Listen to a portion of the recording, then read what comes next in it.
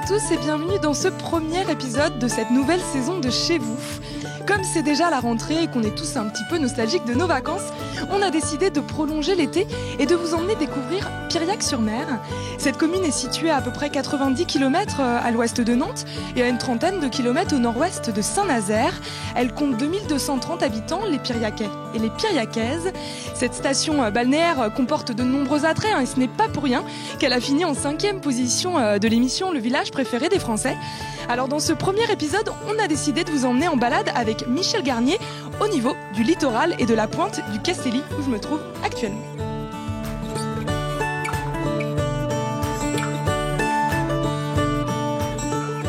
Bonjour Michel. Bonjour Claire. Nous commençons notre découverte de Piriac-sur-Mer à la pointe du Castelli. Oui. Alors ce qui est intéressant ici, c'est que c'est là où on trouve le panorama le plus complet en Loire-Atlantique. Oui, c'est exactement le plus complet, le plus étendu, pratiquement à 300 degrés, ce qui est tout à fait exceptionnel, et avec des centres d'intérêt extrêmement variés. Très au large même, qui ne concerne pas seulement la côte. En face, vous avez la pointe du Croisic. Ouais, oui, qu'on voit là, juste là. De l'autre côté, en face de nous, la presqu'île de Ruisse, dans le Morbihan, avec derrière le golfe du Morbihan. Et puis tout à fait au fond, l'estuaire de la Vilaine. Oui. Si bien que nous sommes devant un très vaste espace marin qui, en fait, est relativement fermé par les îles morbihanaises de Watt et Edic et Belle-Île, et qu'on appelle par opposition au Morbihan le Morbrasse, c'est-à-dire la Grande Mer. D'accord. Morbihan, c'est la petite mer, Ouais. Morbrasse, c'est la Grande Mer. Puis Piriac, qui ne se limite pas à cette partie terrestre, mais qui comporte également l'île du Mec, Oui, qui est qu'on juste en voit face tout de au nous. fond, ouais. Et qui est un espace protégé actuellement, propriété du Conservatoire du Littoral. Alors ici, ce qui fait la particularité, en tout cas le charme de la pointe du Castelli, c'est ces rochers, c'est cette roche qui est très découpée, cette côte qui est très découpée. Exactement, c'est très très découpé. C'est une pointe, vraiment une pointe acérée et qui est constituée de roches très variées. La côte nord est très schisteuse, donne donc des rochers d'un certain aspect totalement différent de celui-ci. Là, on a d'autres roches, peu importe lesquelles, c'est pas vraiment des schistes, mais et un peu plus loin du granit, qui va encore être sculpté par la mer d'une façon différente.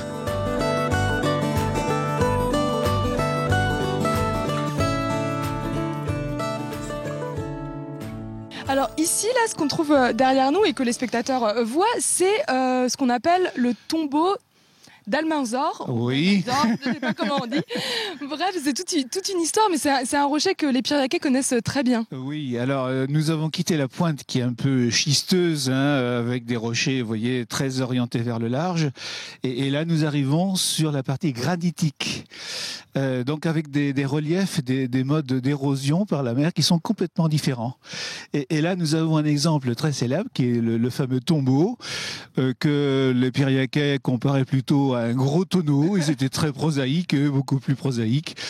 Et qui effectivement a une forme tout à fait étonnante, qui est sculptée à la surface par des sortes de rigoles qui avaient fait penser à certains au XIXe siècle qu'il s'agissait d'un rocher druidique sur lequel on faisait des sacrifices humains. Enfin bon, je passe.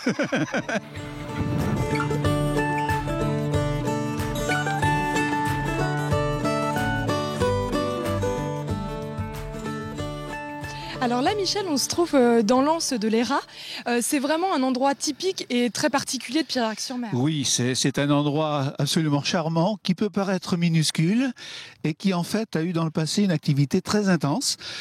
En fait, c'est le premier port de Piriac. Le port actuel était très exposé et les premiers arrivants ont préféré se réfugier dans cette petite ria. On pouvait caser 20 ou 30 bateaux de pêche. Quand même. Oui. Quand on voit ça comme ça, ouais. Et alors ces bateaux étaient fabriqués dans un chantier naval qui se trouvait au fond, juste dans l'axe là. Et puis le poisson pêché était mis en conserve. Tout ce petit village était très très actif. C'est resté complètement dans son jus, on a l'impression encore Piriac-sur-Mer. C'est très, très préservé quand on se balade là, comme on l'a fait au niveau de son littoral. Tout à fait. Du fait que Piriac est un bout du monde, une pointe à laquelle il faut venir, on ne passe pas vers Piriac. Eh bien, c'est resté longtemps à l'écart, d'un point de vue historique, et c'est ce qui a permis la conservation d'un noyau ancien, typique, remarquable. Très bien, et merci beaucoup en tout cas Michel d'avoir été notre guide.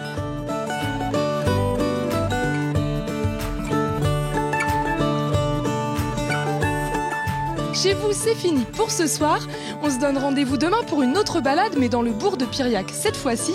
D'ici là, portez-vous bien et surtout, ne zappez pas.